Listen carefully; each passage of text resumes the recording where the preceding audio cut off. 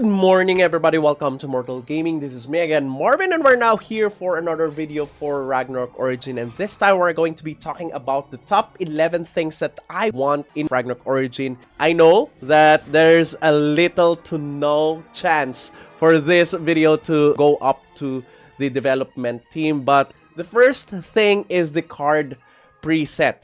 Have anybody of you become so much grieved in changing the cards from one to another, from one build to another? For example, when you click this and you go to a different card, it still procs this one. No one would want to click the view, okay? It's just whenever you have to change one card from one card to another, we don't want to see this, okay? Receive. Why would you still need to click receive? I think a card preset is better, okay? I do hope that they would implement it as soon as possible. It's getting kind of tiring, particularly when you are running Nightmare Temple bosses. You still have to change all of the cards from battling different types of element of monsters. You have to change a lot of cards, and that takes a lot of time. Second one is the medal reset. I think most of you, I'm not sure, or only me,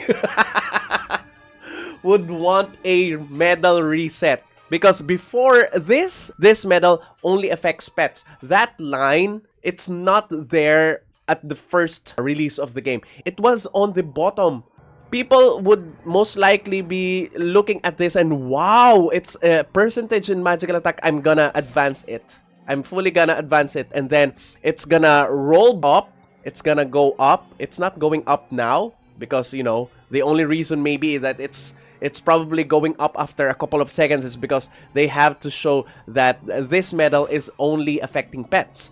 But now they have already changed it here and transferred it here, so they don't need it to, you know, scroll upward. But before, it takes some time for it to scroll upward before you see that it's only affecting pets. So a lot of people have already invested some on here, some including me here, okay? That was the time that they did not yet release that note that this is only affecting pets, okay? So a medals reset kind of thing is going to help, okay? So the next one is the MVP. I know that most of you have already considered top 3 as the best thing, since the top 3 MVP gives more allowance to some of the lower DP people to get MVP team rewards.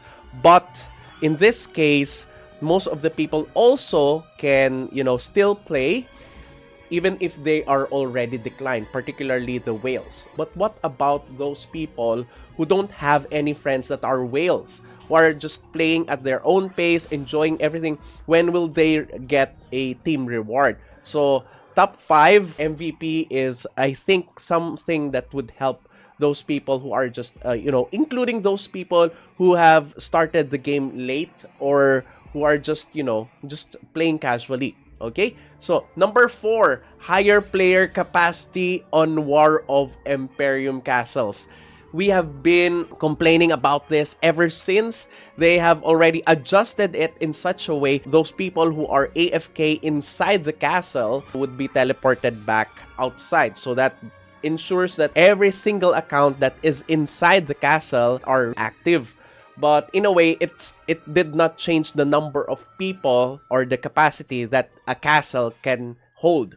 So if the reason of the team to have this restriction so that they would avoid lags and, you know, delays, I think let the people experience lags. Most of these people haven't experienced the lags that we had on Ragnarok Mobile. I can still remember when Ragnarok Mobile, you know, doesn't have any limitation in terms of the people that could come in. The lag was terrible. Let them experience this time so that they don't have to complain, oh, the War of Imperium already ended and we did not get anything because we were still outside waiting for our turn to, you know, to go inside. Or just upgrade the capacity maybe in a way. So next would be F2P costume crafting. what is F2P costume crafting? So there are types of costumes wherein it can only be obtained by extremely lucky people or those people who can really pay well. Particularly, the most recent costume that we have, the Supreme Meow. Look at all of these stats. Of course, I understand that, you know, this would be accessible to those who can really pay, to make it also accessible to those F2P players. So just like in Summoner's War, there is a way for you to get a sure Nat 5 or Natural 5 or a very rare monster, which is also random. So put this box where the Supreme Meow is there, the back gear Meow Rattle, the previous Sky City gears are there, the Eggy Balance gears or costumes are also there, the Black Swan costume is also there. So you can get random costume for that. You can get that box by purchasing through coins that are obtainable every day. So for example, those coins, you can get 1 coin per day and you need 300 coins to purchase that box. Okay, so you need to complete dailies for 300 days in order for you to obtain a box that has random, very rare gears in it. So instead of making it inaccessible for F2P players, at least this time, even though it's kind of gonna take them a while to get it, it's going to be reasonable for those who spent on those costumes and on those gears. The F2P players can also get those rare gears. Next, Refine PT. Have you ever experienced you have already refined 10 times, even though considering that it is 10% chance, you have already refined 10, 15, 20 times, it still did not go through or still did not upgrade? Well, if there is a Refine PT, after 19 refines, the 20th refine will be the sure 100% success. I think that's fair value, right? Next, lower global cooldowns for wizards. I think wizards need more DPS, considering that on a normal spender, the other classes can really out DPS them. And being a wizard, other than crowd control, you have no other thing to do aside from doing DPS. You don't have any support skill, so I think this is just. Lower global cooldowns on the AoEs of the wizard is, I think, reasonable. Okay? Next, higher damage cap for champions ASURA Strike. So in the KR server, if you're a champion, you do things a little bit easier. So I think in that sense, they have adjusted the damage cap for the ASURA Strike so that it won't get carried over in this global server. But it did the worst thing for the champions. They are no longer wanted in MVPs. They cannot excel that much in Nightmare Temple. They have low DPS output on even on Helheim dungeons. And on PvPs, their ASURA Strike can easily be shielded or easily be nullified by a lot of sigils, a lot of damage reductions, a lot of cards. So I think, you know, removing the damage cap for the champions ASURA Strike or making it higher is just going to be reasonable for those people who have been, you know, because you cannot force people to change into a job class that is meta in this type of game. If you are a Ragnarok player ever since, there is always a job class that is already deeply rooted in your, you know, in your personality. I know a lot of people gonna say that if there is another Ragnarok, I'm still going to be this job. I'm still going to play this job because I really love this job ever since I was a kid. So you cannot force people to, you know, to just change class because that class is the meta. It would just force those people to quit. So I do hope that they would adjust the damage on the ASURA Strike.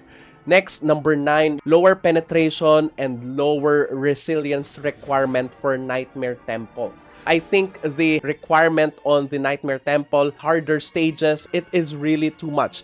The only people that could do those runs would be the Kraken and the whales. So I think lowering the penetration and resilience requirements for these floors, the Nightmare floors, is really gonna help lot more lower spenders, because you have to appreciate even those lower spenders because they still support the game. So appreciating them by lowering the difficulty on these Nightmare Temples is helpful. Okay, so next, number 10, for those people who are having a hard time in finding a party for Nightmare Temples, I think it is time for us to apply the cross-server Nightmare Temples, right? So that it would be easier for them. Next would be better event rewards scaling. Okay, so look at this. Look at this. The rewards on this bingo is almost the same as the rewards that we got before. Almost nothing changed. I mean, we are already entering level 100. What are these rewards going to do in our state of gameplay? So I think in terms of, recycling different types of events, you have to increase also the scaling on the rewards, because none of the people who are playing are gonna appreciate all of this.